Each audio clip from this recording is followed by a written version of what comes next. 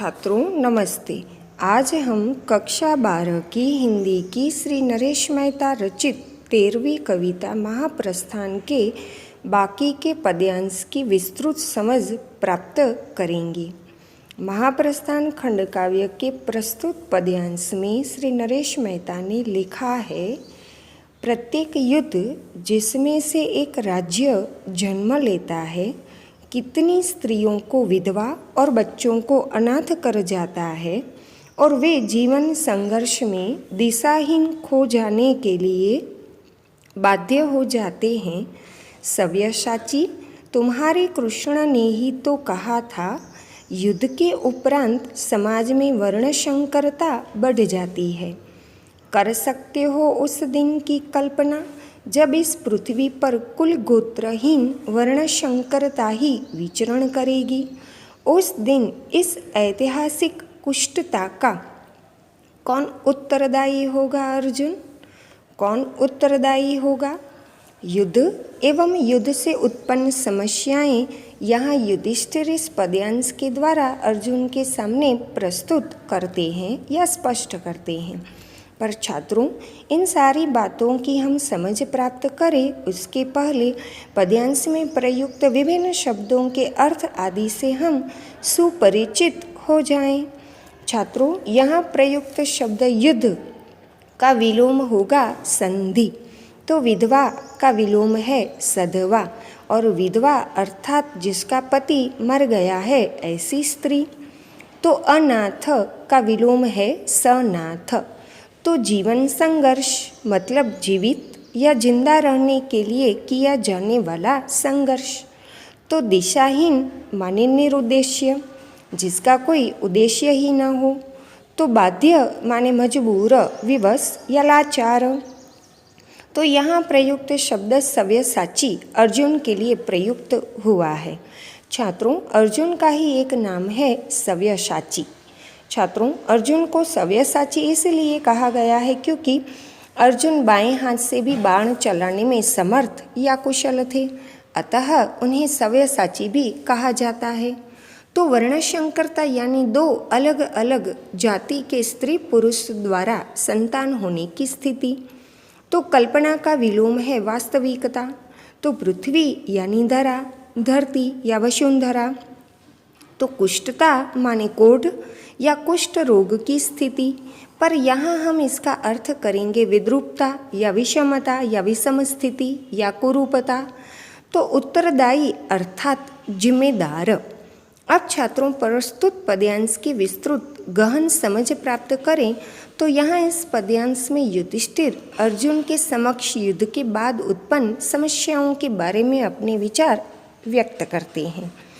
युधिष्ठिर के मत अनुसार युद्ध कई बार किसी भी समस्या के निराकरण या समस्या के समाधान के लिए अनिवार्य हो जाता है, पर यह भी कड़वा सच है कि युद्ध में शामिल दोनों पक्ष या दोनों सेना या दोनों देशों को नुकसान तो भुगतना ही पड़ता है। छात्रों, युद्ध का परिणाम भयानक ही होता है। अतः युधिष्ठिर अर्जुन से कहते हैं कि प्रत्येक युद्ध या लड़ाई के पश्चात भले ही एक नए राज्य या देश या प्रदेश का जन्म या उदय होता है, पर यह भी सत्य है कि उस युद्ध या लड़ाई में न जाने कितनी ही स्त्रियां विधवा हो जाती है, तो अनेक बच्चे अनाथ हो जाते हैं। वे बेचारे जीवित या जिंदा रहने के लिए संघर्ष करते हैं और दर दर की ठोकरें खाते हैं या ठोकरें खाने के लिए मजबूर या विवश हो जाते हैं, बाध्य हो जाते हैं। छात्रों, इसी विवशता या मजबूरी के मारे कई बार वे अपराध के रास्ते पर चल पड़ते हैं और गलत तथा अपराध से संलग्न कार्य कर बैठते हैं। आगे युधिष्ठिर अर्जुन से कहते हैं कि हे सव्यसाची। छात्रों, अब आपको सव्यसाची का अर्थ पता है और यह शब्द अर्जुन के लिए प्रयुक्त हुआ है, ये भी अब आप अच्छे से जानते हैं। वे अर्जुन से कहते हैं कि हे सव्यसाची, तुम्हारे कृष्ण ने ही तो यह कहा था कि जब कभी युद्ध होता है तो युद्ध समाप्ति के बाद समाज में विकृति आती है, अर्थात समाज में वर्णशंकरता बढ़ जाती है। वर्णशंकरता में वृद्धि होती है। हे अर्जुन, तुम उस दिन की कल्पना कर सकते हो जब युद्ध के परिणाम स्वरूप इस पृथ्वी पर कुल गोत्र आदि का नामो निशान ही मिट जाएगा और सब जगह वर्णशंकरता ही वर्णशंकरता नजर आएगी। हे अर्जुन, सोचो, ऐसी ऐतिहासिक विद्रूपता या कुरूपता के लिए कौन उत्तरदायी या जिम्मेदार होगा? भला कौन इस स्थिति का जिम्मेदार होगा? छात्रों, इसी पद्यांश के आधार पर एक विस्तृत प्रश्न बोर्ड एग्जाम में बहुत पूछा जाता है, जो मैं आपको बता देना चाहती हूँ। प्रश्न है, युद्ध के परिणाम से जन्म लेने वाली स्थिति पर अपने विचार स्पष्ट करें। अब आगे के पद्यांश की बात करें तो इस पद्यांश के माध्यम से युधिष्ठिर राज्य व्यवस्था की अखुट शक्ति से उत्पन्न संकट से अर्जुन को परिचित कराते हैं। युधिष्ठिर प्रस्तुत पद्यांश के द्वारा अर्जुन से कहते हैं, आज नहीं तो कल राजा से अधिक कठोर हो जाएंगे ये राज्य, और सुदूर भविष्य में राज्य से भी अधिक अमानवीय हो जाएगी ये राज्य व्यवस्थाएं।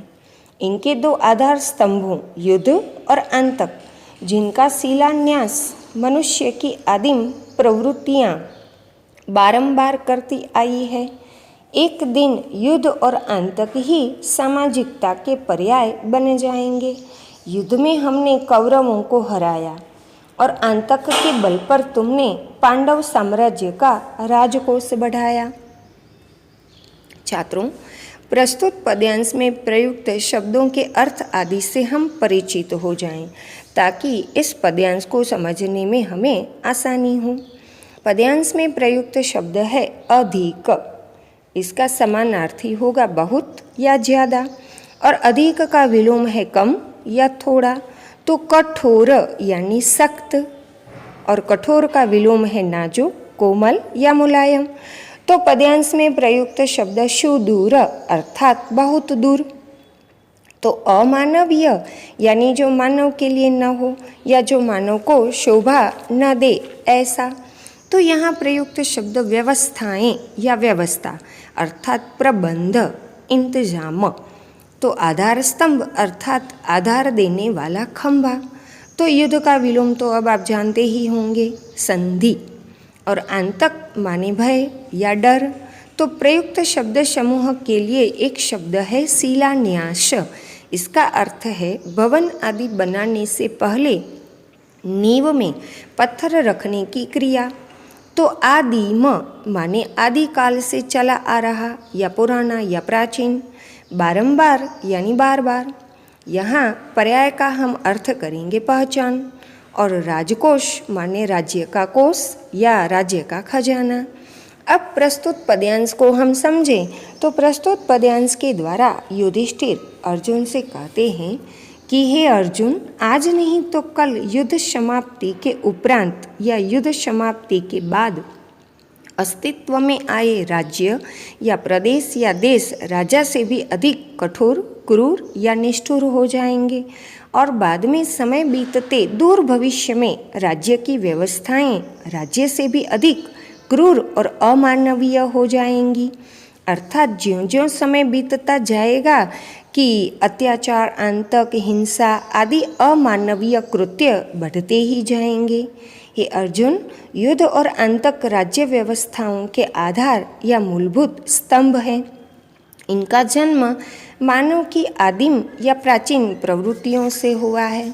आगे युधिष्ठिर अर्जुन से कहते हैं कि अर्जुन, एक दिन ऐसा आएगा कि युद्ध और आतंक ही सामाजिकता के पर्याय हो जाएंगे, या युद्ध और आतंक ही सामाजिकता की पहचान बन जाएंगे।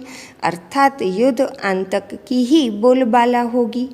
हे अर्जुन, हमने कौरवों से युद्ध करके उन्हें हराया या पराजित किया, और तुमने आतंक के द्वारा, भय के द्वारा पांडवों के राजकोष में यानी कि हमारे साम्राज्य या राज्य के खजाने में वृद्धि की, बढ़ोतरी की।